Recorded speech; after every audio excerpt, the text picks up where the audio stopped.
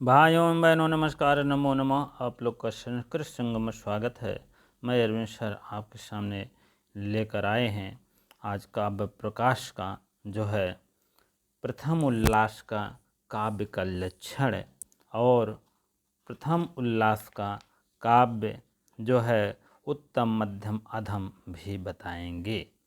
ठीक है, चलिए सभी भाई बहन वीडियो को सबसे पहले लाइक शेयर अवश्य कर दिया करें और कमेंट बॉक्स में अवश्य बताएं कैसे फीडबैक है। ठीक है, चलिए चलते हैं बिना देरी किए काव्य के लक्षण। सबसे पहले हम देखेंगे, अगर आपके पास आचार्य मम्मट की बुक होगी, आचार्य विश्वेश्वर की बुक होगी, मम्मट की तो है ही, विश्वेश्वर की बुक होगी, पेज नंबर 19 पर आपको अवश्य मिल जाएगा। ठीक है, चलिए। तददोषौ शब्दार्थो संगुणावन लंकृति पुनः क्वा, बहुत बहुत इम्पोर्टेंट है, जान लीजिए। तददोषौ शब्दार्थो संगुणावन अलंकृति पुनः क्वापि, ये क्या है भैया? ये क्या है? काव्य का लक्षण है। जब पूछा जाएगा काव्य का लक्षण क्या है, तद आदोषौ, तद में हलंत मारेंगे आदोषौ, बिना दोष के। पहली बात तो सबसे पहले कोई भी काव्य का अगर रचना किया जाता है तो उसमें जो है काव्य के लक्षण होते हैं। अभी बताया गया था काव्य जब लिखा जाता है तो बिना दोष होना चाहिए, कोई दोष नहीं। आगुणौ शब्दार्थौ आदोषौ, शब्दार्थौ आगुणौ सालंकृति, सागुण माने गुण सहित होना चाहिए, उसमें कोई गुण ही नहीं रहेगा, कोई रहित नहीं रहेगा तो कैसे कौन क्या क्या काव्य है। दोष रहित होना चाहिए, आदोष माने बिना दोष होना चाहिए, सगुणों माने गुण युक्त होना चाहिए। और शब्दार्थों में कहने का मतलब है शब्द और अर्थों में कहीं कहीं क्या होना चाहिए, अलंकारों का प्रयोग ना होने पर भी शब्द अर्थ की समष्टि को काव्य कहते हैं। कहीं कहीं प्रयोग हो गया तो अच्छी बात है, नहीं हुआ तब भी अच्छी बात है। कहने का मतलब अलंकारों का प्रयोग होना चाहिए शब्दार्थों में। तो यही भैया काव्य के दोष हैं, काव्य के लक्षण है। काव्य के लक्षण हैं तद दोषौ शब्दार्थो सगुणवन अलंकृति पुनः क्वापि जीटी, हायर तक ये खबर लेता है, जान लीजिए, बिहार उहार में भी ले लेगा। ठीक है, तो दोष रहित पहली बात होना चाहिए काव्य, गुण सहित होना चाहिए, कहीं कहीं पर अलंकार ना होने पर शब्द और अर्थ की समष्टि को काव्य कहते हैं। अब इसका उदाहरण देख लीजिए। अब ये उदाहरण पूछ लेगा कि काव्य का लक्षण का उदाहरण है, काव्य का स्वरूप का उदाहरण है कि प्रयोजन का उदाहरण है, किसका है कि उत्तम मध्यम अधम का उदाहरण है, तो हमें जानना अति आवश्यक है। ये शार्दुल छंद में है। चलिए हम लोग राग सहित कहेंगे। यह कौमारः राशये वही वरः वर्षता वरः ताएव चैत्र छपा, ते चन्मेलित मालती शुरभया प्रौढ़ा कदम्बा नीला, सा चैवास्त तथापि तत्र शुरता व्यापार लीला विधौ प्रेमारोदसी बेतशील रुतले सीता समुत्कंठते।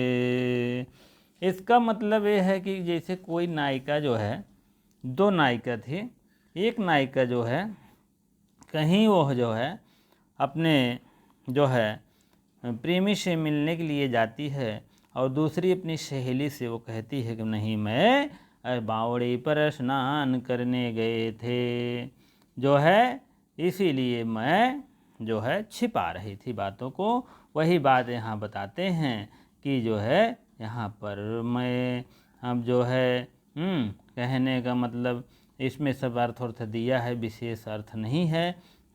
तो कहने का मतलब आप लोग इसको जान लीजिएगा। यह कौमार रहे वरह, यह कौमारता का जो हरण हुआ है, कहने का मतलब ऐसे नहीं हुआ है।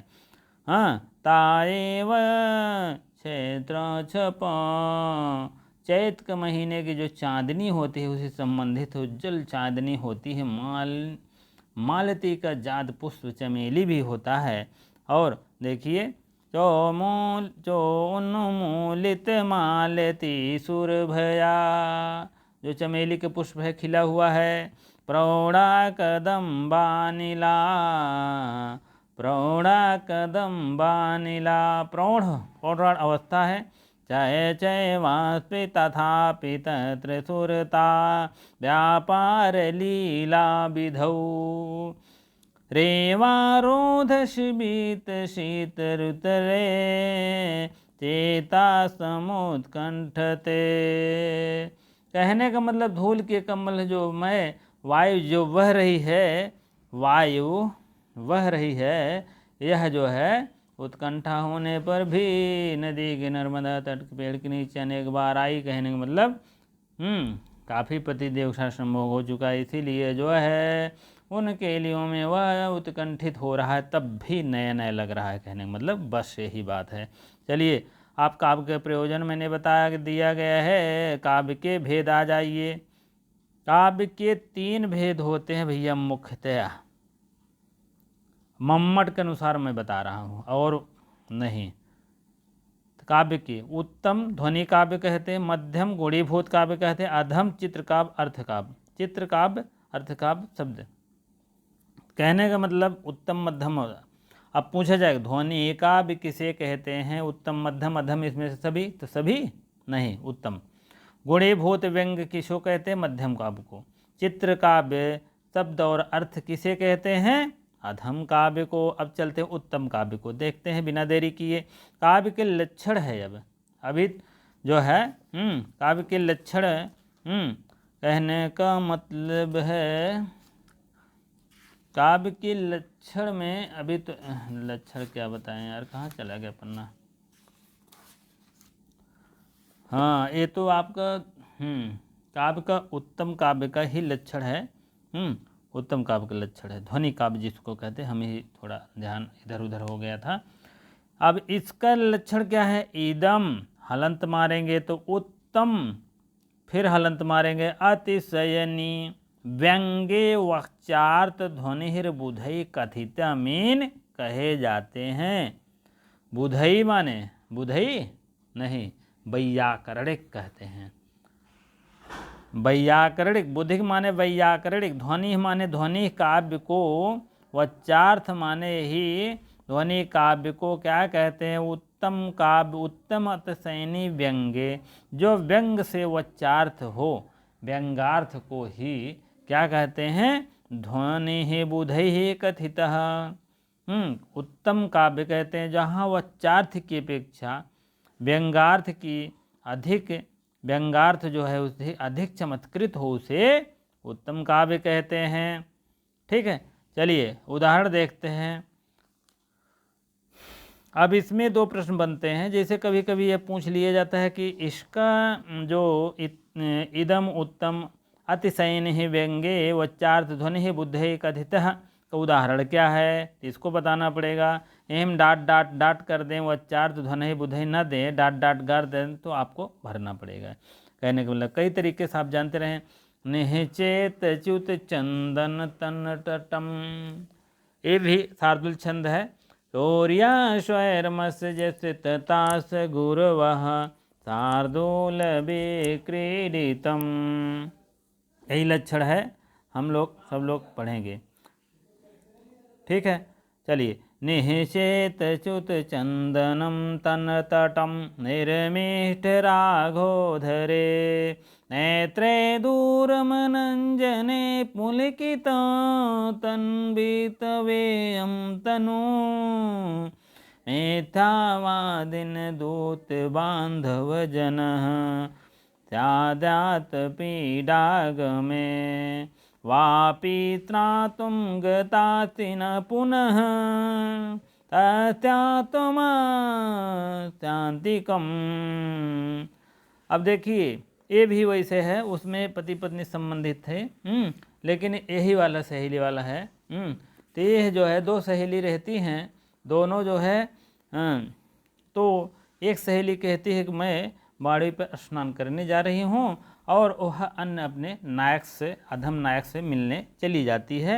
अब आने पर भी वो नहीं बताती है, कहती मैं तो अधम नायक के पास नहीं गई थी, मैं तो बावड़ी पर स्नान करने गई थी। वही तो कह रहे निश्चेत च्युत चंदन तटम निर्मित रागोधरो। निश्चेत तुम स्तन का जो स्तन का भाग, चंदन का भाग छूट गया है, निर्मित रागोधरो, ऐसे नहीं छूटा अग्रभाग का। तो कह रहे नेत्रे दूरम पुल अंजनम पुलकिता। नेत्र मीन नेत्र से आँखों का अंजन भी पूछ गया, पुलकित हो गया है और अत्यंत पूछ गया। तन बीत बेयम तनु, आपका कृष जो है रोमांचिक हो रहा है। मिथ्यावादिन दो तीन बांधव जन, आप झूठ बोल रही हो। दो तीन बांधव जन, अपने बांधव में सखी जो है वो अपने नायक से मिलने गई थी।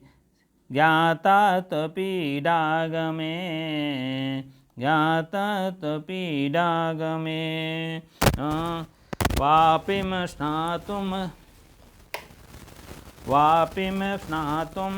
गतासि न पुनः, वापिम स्नातुम पुनः अस्त्यात्म शांतिकम। तुम वापी में स्नान करने, स्नातुम इतो गतासि न, तुम स्नान तो करने नहीं गई थी। क्यों? गई होती तो पूरे स्तन का भाग जो है पूरा भीगा रहता, पूरा जो है छूटता। लेकिन वो क्या है, पुनः अहतामांतिकम। कहने का मतलब है नायिका समझ गई है, दूसरी सखी उसकी, तुम झूठ बोल रही हो। नहाने गई होती तो पूरा स्तन का जो है, कहने का मतलब तुम अपने अधम नायक के पास गई थी, यही आप समझ लीजिएगा। तो अब आपको दे देगा निश्चेत चंदन तन तटम निर्मित राघोधरो, यही दे देगा बहेगा। उत्तम का उदाहरण है कि मध्यम का है कि अधम का है, तो यही आप जो है जानते रहें उत्तम काव्य का है। और उत्तम काव्य क्या कहते हैं, मैंने बताया था ध्वनि काव्य कहते हैं, ध्वनि काव्य जानते रहें। ठीक है, चलिए आप देखते हैं मध्यम काव्य। मध्यम काव्य और क्या कहते हैं, चित्र काव्य और अर्थ काव्य। नहीं, मध्यम काव्य जैसे गुणीभूत व्यंग, गुणीभूत व्यंग अतादृशी गुणीभूत व्यंगम व्यंगे तो मध्यमः, जहाँ वच्चार्थ की अपेक्षा व्यंगार्थ अधिक चमत्कृत न हो। अभी तो था वच्चार्थ की अपेक्षा व्यंगार्थ चमत्कृत था, लेकिन क्या है अब की बार वच्चार्थ की अपेक्षा व्यंगार्थ ना चमत्कृत हो, उसे माध्यम काव्य कहते हैं। अब इसका उदाहरण है भैया, ग्राम तरुणो तरुणम तरुण्या नवपुंजल मंजरी सनाथकम पश्यन्त्या भवती मोहनितराम मलिना मुखक्षाया। इसमें अर्थ दिया गया है, हे वेतस वृक्ष की ताजी तोड़ी हुई मंजरी हाथ में जो है ग्राम नव युवकों को देख कर तन्वी के मुख में क्रांति मलिन होती जा रही है। क्योंकि जैसे उस मंजरी की मलिन हो जा रही वैसे उसकी भी मलिन हो जा रही है तरुणी की। ठीक है, यह आपका कम चमत्कृत है। अब ज़्यादा धक्का लग जाए, किसी को ऐसा बात बोल दीजिए उसको चक्कर आ जाए, तो उसको उत्तम काव्य कहते हैं। धीरे से अगर कोई जैसे उसकी मलिनता नष्ट हो रही है तो धीरे से है ना, तो मध्यम काव्य है। इसलिए चलिए अब अधम काव्य देखते हैं, नहीं समय ज़्यादा लग रहा है। अधम काव्य को चित्र काव्य कहते हैं, अधम काव्य को हम चित्र काव्य भी कहते हैं। ठीक है, चलिए, और चित्र काव्य शब्द अर्थ को भी कहते हैं। एक शब्द वाला है उदाहरण और इधर अर्थ वाला उदाहरण है। ठीक है, चलिए पहले इसको देखते हैं। शब्द चित्रम वाच्य चित्रम व्यंगम त्वरवरम स्मृतम, यही आपका है डिफिनेशन है, परिभाषा है। व्यंग अर्थ रहित और शब्द चित्र जो है तथा अर्थ चित्र दो प्रकार के कहा गया है। गंगा की स्तुति है भैया, ये भी शार्दुल छंद। सूर्याश्वरमश जश तेजाश गुरवा शार्दूल विक्रीडितम स्वाक्षंदोक्दगत देखा गड़बड़ा गया ना। स्वाक्षंदोक्ष दल दक्षक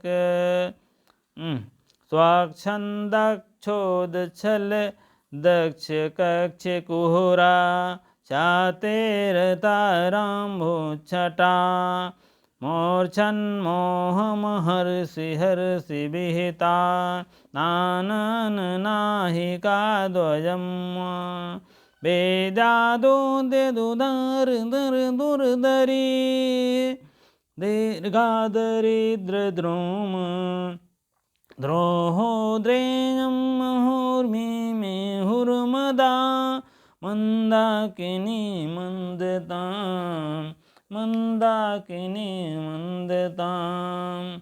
कहने का मतलब है गंगा जी के विषय में कहा गया है। गंगा जी की जो है स्तुति हुआ है। इसमें पूछा जाता है कि अधम में किसकी स्तुति हुई है, बस ये इतना पूछा जाता है। तो आप गंगा माँ का स्तुति किया गया है और क्या बताएं। चलिए अगला और देखते हैं। विनिर्गितं मानदनात् मंदिरात् भवति वो श्रोत्या यदृक्षयापि स्वयं सा सम्भ्रेन्द्रधूत्र पतितागरतला निर्मितताक्षिण्योभितयामरावती। यही भैया अर्थ चित्र का उदाहरण है। अब इसमें आपको बताएं, सबसे पहले ये पूछा जाएगा यह किसका जो है आपका परिभाषा है, किसका डिफिनेशन है। अधम चित्र का, अधम चित्र काव्य का। अब ये उदाहरण पूछ लिया जाए किसकी स्तुति की गई है, गंगा की, किसका यह उदाहरण है, आपको अधम बताना पड़ेगा। अधम मतलब चित्र काव्य। और इसमें विनिर्गतम अर्थ चित्र, यह बहुत भ्रमित करता है और अवश्य बताएं, ठीक है। चलिए आज यहीं तक रहने दीजिए। अब वीडियो अच्छी लगती है तो शेयर लाइक अवश्य करें, कमेंट बॉक्स में अवश्य बताएं फीडबैक, ठीक है। चलिए बहुत बहुत धन्यवाद। अगर इतनी देर देख रहे हैं तो बहुत बहुत धन्यवाद, नहीं देख रहे हैं तो और अति धन्यवाद, ठीक है। क्योंकि आपको अच्छी बात तो भैया नहीं समझ में आती। पहली बात तो अच्छी बात नहीं समझ में आती है किसी को। हाँ, अच्छी बात यही थोड़ा मैं डिजिटल बोर्ड में बताता और 1000 2000 4000 पैसा लेता तब आपको अच्छी लगती है। फिर एक चीज़ उन्हें बहुत कष्टदायक होती है, वो सुनने का मन नहीं करता, ठीक। जब पैसा लगता है उसमें, पैसा बोलता है। जब पैसा लेता है आदमी तो कहते हैं हाँ यार ठीक होगा कुछ, पैसा नहीं ले आया तो बेकार है, ठीक। मेरी जैसी व्यवस्था है, मैं बता रहा हूँ, पढ़ा रहा हूँ, आपकी इच्छा है देखो या ना देखो, ठीक है। चलिए बहुत बहुत धन्यवाद।